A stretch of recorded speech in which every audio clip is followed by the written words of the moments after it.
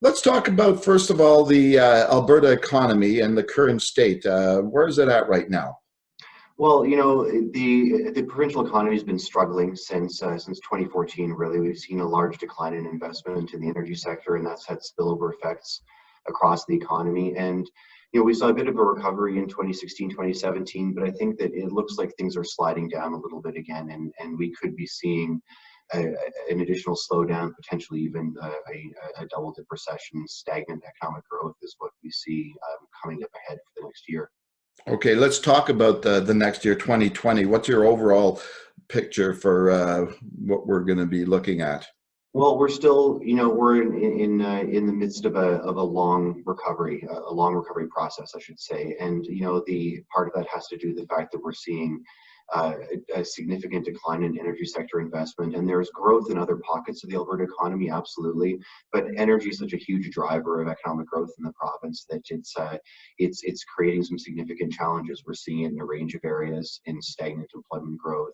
Wages and retail sales have been much slower than elsewhere in the country.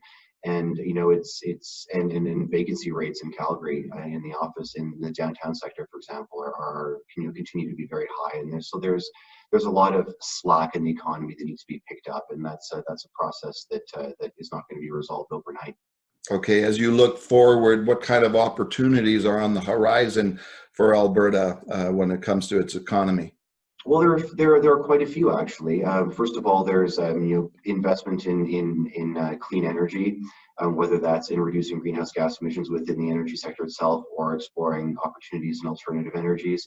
Alberta has a dynamic technology sector. We have in the city of Calgary itself, there are between 2,000 and 3,000 vacant tech jobs that businesses need to have filled, and that's just within the tech and innovation space itself, as well as opportunities to extend that kind of work into our other industries.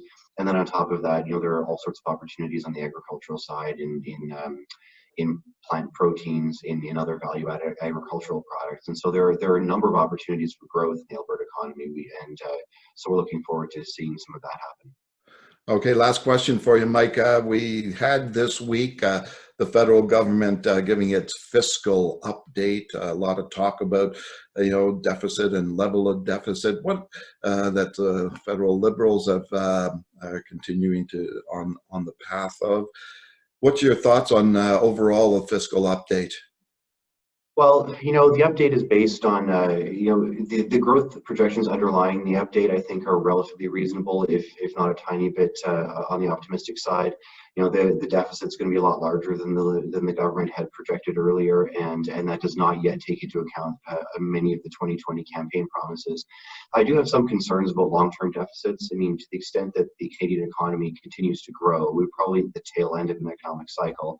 And if the government is unable to or unwilling to produce balanced budgets at that time, then if we do see an economic slowdown, if we see potential recession in the next year or two, then that's going to make our fiscal situation a lot more challenging, because the government has mentioned that the debt to GDP ratio is going to be remain constant or possibly decline a little bit still. And if the economy slows, then that story is going to change dramatically, and the pressure to increase spending is going to rise. And so I have some concerns in the long term about these deficit levels, but in the immediate short term, it's not a huge pressing concern. Okay, thanks for joining us today, Mike.